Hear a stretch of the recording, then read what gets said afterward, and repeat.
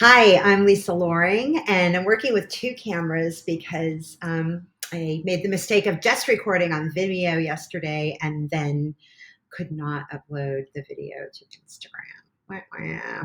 So I did not look into that a little further. Just kind of, there's that fire energy that we've been experiencing. But that's just me anyway. It doesn't really matter. I'll just like go and do stuff and be like, okay, yeah, this is what we're going to do. And there we are. Anyway, so I apologize for those of you who do like to use the Instagram format, but hopefully what I'm doing here is something that will,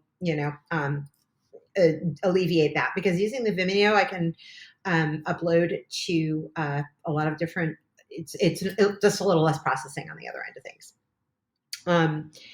Anyway, yeah, which is making decisions, right? So making decisions and doing that balance that we talked about yesterday.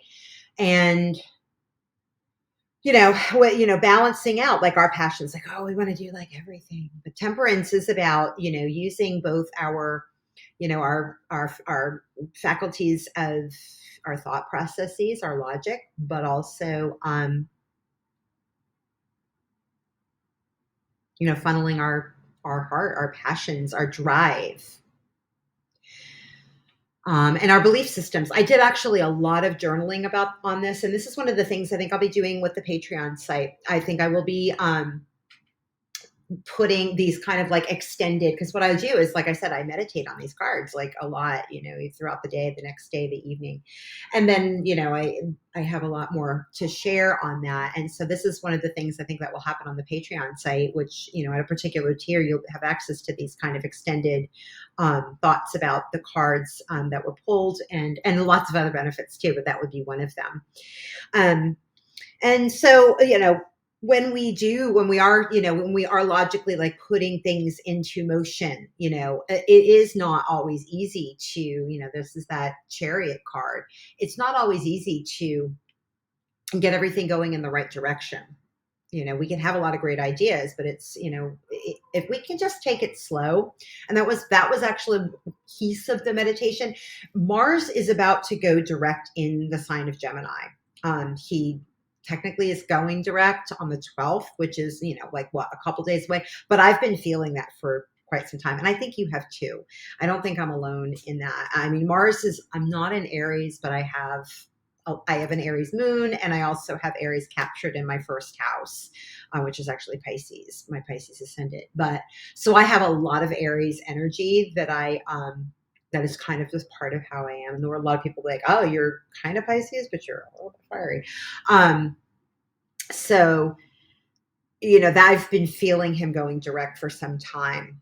And it takes a little bit of corralling, right? It takes a little corralling to, get all of our energies going in the right, to get up and go, number one, but all, to get beyond, like, sometimes we can get in these emotional quagmire, and then we're kind of not doing anything. We're just spinning our wheels. And that's, like she's driving two sphinxes.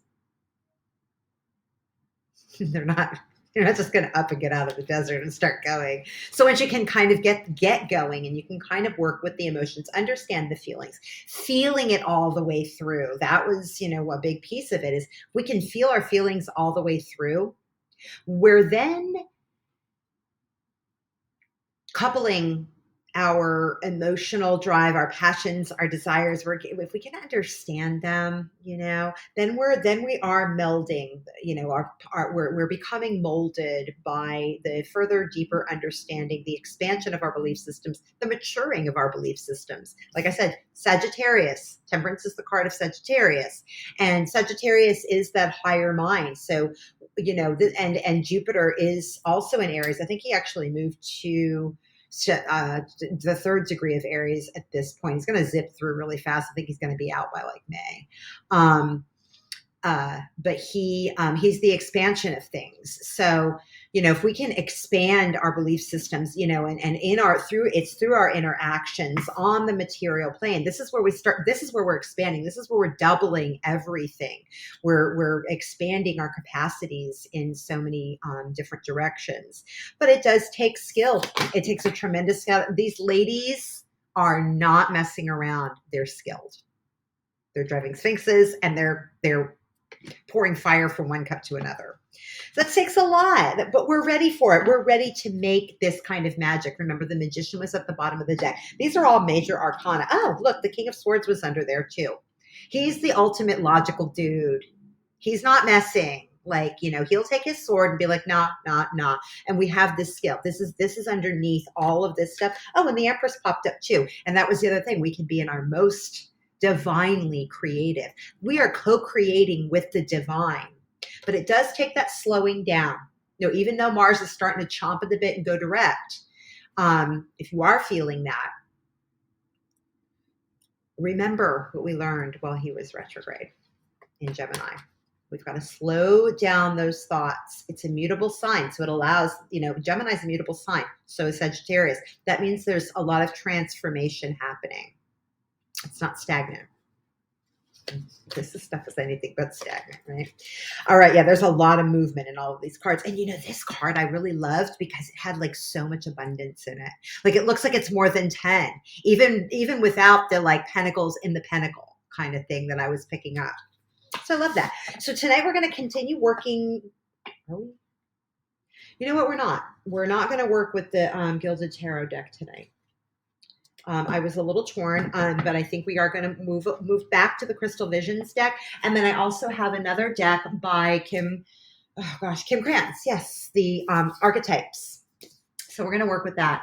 That one's kind of been calling to me, but it feels like, oh, and I think we're going to also work with Archangel Gabriel, who is Messenger, Gemini, Mercury. Mercury is still retrograde in the sign of Capricorn and will remain so, but it's going to be making some really significant aspects with Chiron, I believe, which is the wounded healer at the 12th degree of Aries right now.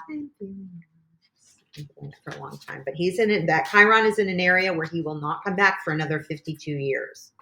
52. So, healing so many things on the emotional, the emotionally intelligent plane. That Chariot card of Cancer, emotional intelligence, emotional mastery. So tonight we're going to read, and I actually am using this camera at night, so we'll see how it, you know, comes out with everything. Just kind of playing around with stuff, and that's the thing. Like, you know, whether or not I was really convinced I could do, you know, whatever, convinced, you know, God's Spirit was like, "You're doing readings, okay? We're doing readings." I was very, very hesitant about that. So I'm playing around, but then part of that heeding that call is maybe it's this way, maybe it's that way, but being willing to do and having faith and, you know, expanding the belief systems, whatever that means to you, and to try different things. I'm not worried about the outcome. Like, I'm not worried about this. Like, I'm just going to keep trying stuff and we'll all figure out what works. I welcome your feedback for sure. All right. So let's do the reading for today. We're going to Wednesday, January 11th. January 11th. Already there. So again, this is going to be the Crystal Visions deck by Jennifer Galasso, and then we will do the Archetypes, the Wild Unknown Archetypes by Kim Krans. See what we get from that. That's a fun deck. It's lesser known than her Wild Unknown deck. There's also Spirit Animals deck that she does that I love. Got one that flipped over. 3 of Wands. I'm not surprised to see this card. 3 of Wands is a journey. It's after we've chosen a path, and we're basically, you know, she's putting out a you know, like, I've chosen my path. I'm heading down a path, and I'm shining my light for everybody to see. So this is kind of like I said, like me, like starting to do tarot again online. Like, I don't know who needs these messages, but I'm doing what I'm doing. We're all, don't hide your light under a basket. I'm gonna go ahead and angle both cameras down for this part of things. So here's one camera 1, camera 2.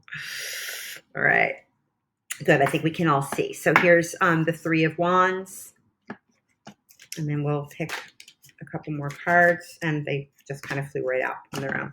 Hangman, I'm not surprised to see that guy. That one's been floating around. And the Star card has appeared again. So here we are. make sure everybody sees. We've got the Three of Wands, the Hanged Man, and the Star card. Remember I told you the other day, I think we did, golly, oh, I know, it was the deck that, the herbal deck, we got the Star card, right? But remember I talked about that, how in traditional tarot, there's in the Star card, the figure will have her 1 foot on land, 1 foot in the water. Whereas the person on that deck, I think she was completely sitting on the land in a very meditative state. But I'm told to, work with particular decks for a reason. There's a more etheric kind of feel to this Star card. She's standing up. So, in that standing up, I'm feeling, that very much, that dipping a toe in, like I said, like, I'm going to try this, I'm going to try that. I don't know what's going to work, but I'm going to, give things a little bit of a try. I'm going to shine my light this way. Who's going to come toward me? The Star card is the start of Aquarius, and that's our like social networking, that kind of thing. It's, larger friend groups, calling in your tribe. And I see that she has this, not quite a nautilus kind of arc of stars over her head. Again, very, kind of echoing this. It's like I'm calling out to the stars. I'm calling, I'm putting my vibe out there. And remember Aquarius, this glyph of Aquarius, of those 2 squiggly lines. It's not water, it's sound vibes, it's sound waves. What's the vibe that we're putting out there? Who are we calling toward us? And in the Hanged Man, again, more major arcana. We keep getting these major arcana. I can't impress upon us enough that, and I do say us, because these are things I need to also remember too, is that the work that we're doing is not just for us. Every small thing that we do, small steps, and I'm noticing her friends here are all young animals. She's got a young dragon. I don't know if you can see that so well with this particular camera, but she's got a young lion, as opposed to that 9 of Wands, but there's a young dragon down here too. And she's also young in this. I'll say it's a young woman in this picture. And in this card. And she she's just getting started on this journey, and it may feel like right now that there is a starting over kind of thing happening. The center of the card, the center here is the Hanged Man. Now the Hanged Man is a card of, but again, okay, so I need to finish my thought. Sorry about that. But the work that we're doing, she's just starting on this road, small steps. She's not running down the road. Again, she's taking that step back. She's like, I'm going to get started on this road, but I'm going to put my vibe out there and let people know that I'm coming. I'm looking for them. And she's taking her time getting on that road, which is fine. She doesn't want to go, blasting down the road. She's going to run out of steam. You definitely need to take your time. Pull in some friends as you go along, and see who you're going to meet along the way. And the Star card, card of Aquarius, of hopes, wishes, and dreams, of balance, of I'm pouring water onto the earth, pouring it into the water. She's doing both things. She's watering both the earth, and she's pouring back. She's giving back into the flow, being in the flow of things. Aquarians, the glyph of Aquarians is the water bearer. We're going around, and you may just be starting to meet new people. You're not really sure who's going to be the people who are going to be around you when the times get tough. Hanged Man. He's pretty isolated. So you may feel very isolated right now. There may be feeling an isolation, a feeling of weirdness, oddness. Everybody calls Aquarians the oddities of the zodiac. And we are moving into the Aquarian age as Pluto, Pluto's direct right now. He'll go back retrograde. He's currently in Capricorn, but more and more he'll move back and forth between Capricorn and Aquarius until finally he's in Aquarius completely and will not be retrograding back into Capricorn again. But that won't be until 2025. But there will be a back and forth kind of thing. And then we will be in the Aquarian age at that point. But in the meantime,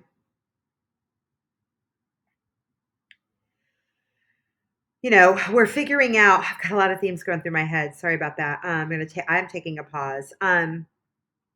Yeah, this is taking a pause.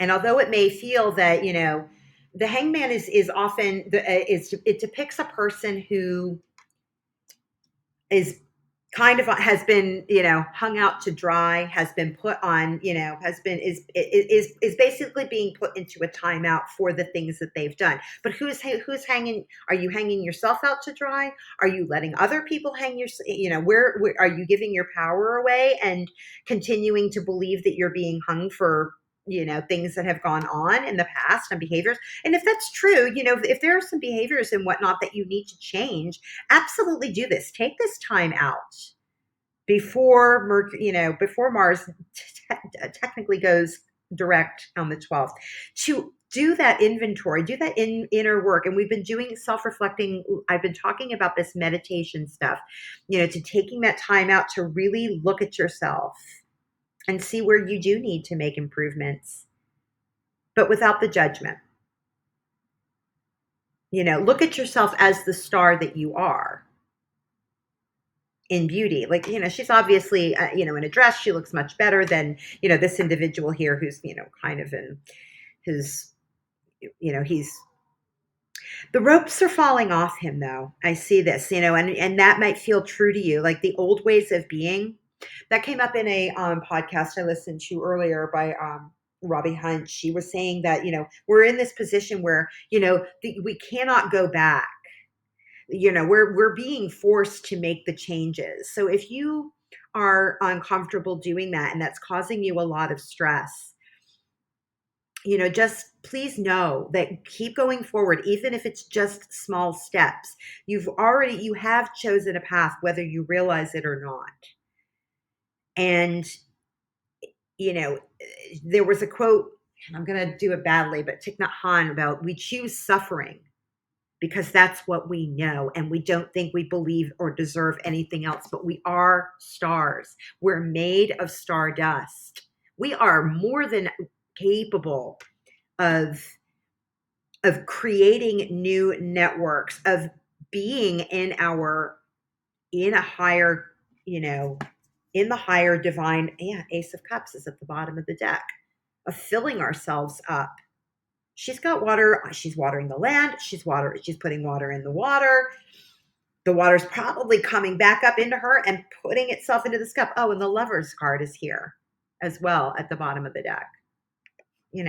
These are all new associations. These are big, big themes. And we're doing this work not just for ourselves. The small steps that we make on the paths that we've chosen are absolutely for the collective. The work that we do for ourselves is not selfish. Sometimes Aquarians can be seen as selfish and removed. We talked about this a few readings back. They're not. They are built to, be in, have this healthy emotional space from things,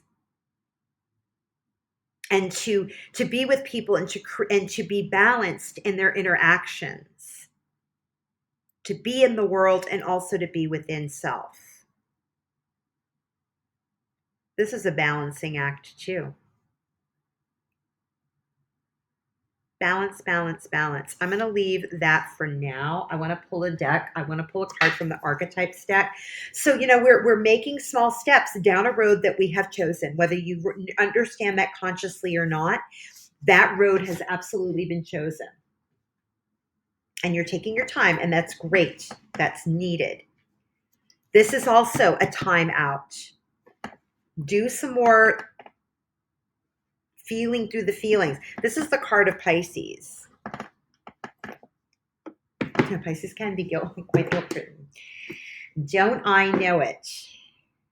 But, all of this karmic stuff is going away.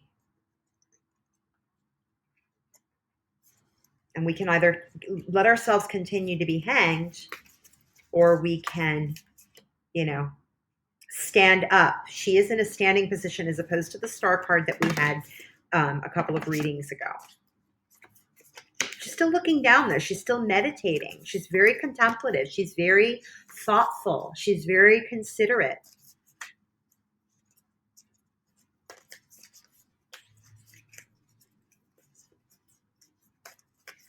I feel like there's more I want to say about her, but I can't quite put my mind on my feelings on it. And being in our feelings is important.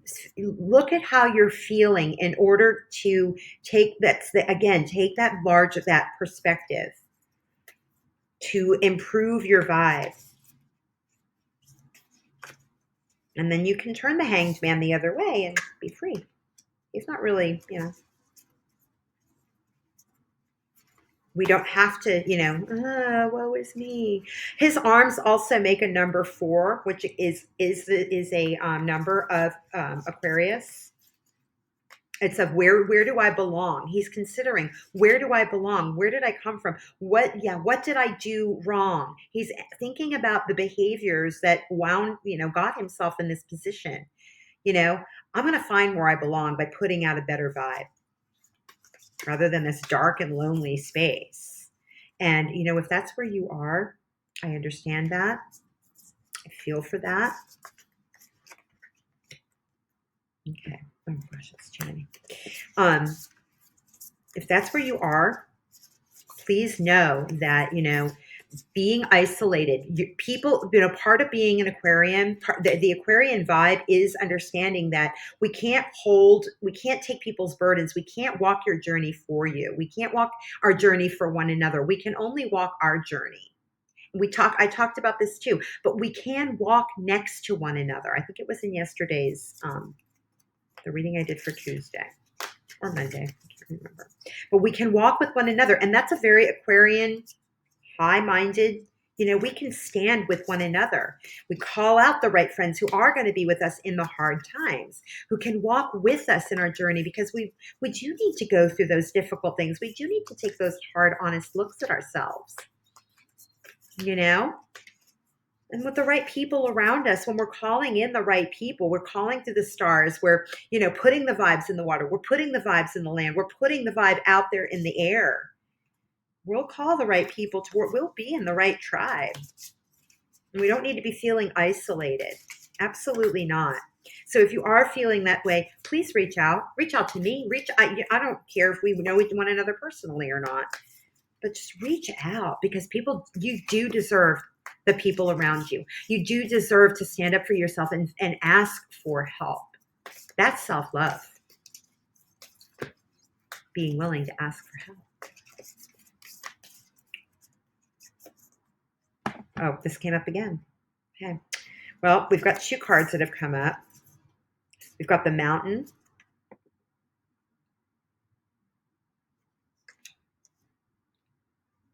And Anima Mundi. I don't know what these mean. I'm not very familiar. I've worked with this deck a little bit. I've never worked with it in a reading. So the Mountain, and I love that there are all these Roman numerals, this is actually what, 33? Yeah. 33. Just passed it. All right. The Mountain, the ascent, the peak, the insurmountable. The mountain stands eternally in our awareness, calling us toward its peak. It stirs up stoic and regal feelings, reminding us of the long line of spirits, sages, sadhus, and gods who made their humble thrones within its snowy peaks. Beware, though, as the mountain can affect us in 2 ways. It can inspire and enliven us to rise to new heights and peak experience, yet it can also create isolation, competitiveness, and an inflated sense of self. Standing upon its heights can activate the purist and the perfectionist in us, creating separation from those we deem to be, quote unquote, below. No matter how high you ascend, remember that is within the core of the mountain that the gems, minerals, and jewels reside. If you think it's all about going up, you're following the fool's path and missing the miner's magic. So research mountains, find one that strikes you and stare at it for a while. Where is it? The pilgrim may be awakening in you. The summit calls. Complete Joseph Campbell's suggestion. You are the central mountain, and the central mountain is everywhere. There are mountains here. And then when light ground when you've got you're in the lightest version of this, it's grounded in the eternal, steadfast, or uplifting. When it's dark, it's ominous, daunting, isolating, frigid. Go deeper. Mary Oliver's The Poet Dreams of the Mountain. So, you've got this person who's going to get very isolated. So that energy is there, but we can turn it around by recognizing that recognizing our humanity, recognizing our connectedness with one another. Aquarian star card. This is our connection with everything around us in flow. And then the other one is, I know this reading is a little longer. Sorry about that. I'm going. Animus Mundi.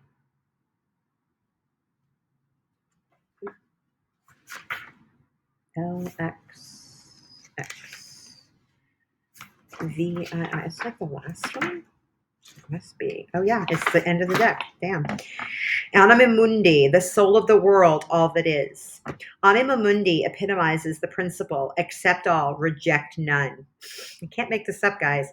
And I shuffled this a couple of times. These two cards came out a second time. I rejected them and I said, oh, that's too many. These were the same cards that came out. These are meant for us, for sure. Now, it's never unsure, but just so you know, like these were wanting to come out no matter what. Accept all, reject none. Simply put, it is the living soul of the world in all its multifaceted, multidimensional layers, bonded together by loving cosmic forces. Diversity is celebrated, multiplicity is honored, and nothing is denied embrace. Constructs of separation dissipate into the wonderful mess of shared consciousness. Anima Mundi is the link between the literal and the imaginal, the rational and the mythic. It is the connective fiber that makes life meaningful. This card indicates an initiation on the level of the soul. You will awaken the unique light within and witness how this light contributes to the radiance of the entire universe. You will sense yourself as a critical note in the cosmic orchestra. Destiny is altered as you hear the enchanted melody of all living things. I'm telling you guys, So the soul of the world, all that is. So extra notes are Anima Mundi is the energy behind the world card in the tarot deck. Both carry the themes of universal unity, completeness, and embrace. The embrace of Anima Mundi is available anytime, anywhere, to anyone, day or night, rich or poor. It is a process of unveiling our resistance to its love. And when it's light, we tend to the sacred details of life. When it's dark, we're overwhelmed by the bigness of existence. Go deeper. Alchemical drawings of Anima Mundi, the life and paintings of Hilma A.F. Clint. So I can't make this up, and I'm going to leave it at that. We are in this, it's so overdone, but, we are in this together. And, we can either be dark and isolated and consider ourselves above and separate, or you can reach out. Don't ever think that you are alone. You're never alone. You're either, we are always with spirit, always with God's spirit, and we are always with one another and recognizing the divinity that is all around, co-creating with it. We're not doing it for ourselves. I've been saying it this whole reading. I love that. I love that. I think it's wonderful. And I think you're wonderful. I'm grateful. Share this with somebody who you think needs to hear these messages. Of course, it's always the best thing we can be doing. I'll take care, and I'll get you another video soon. Thanks so much.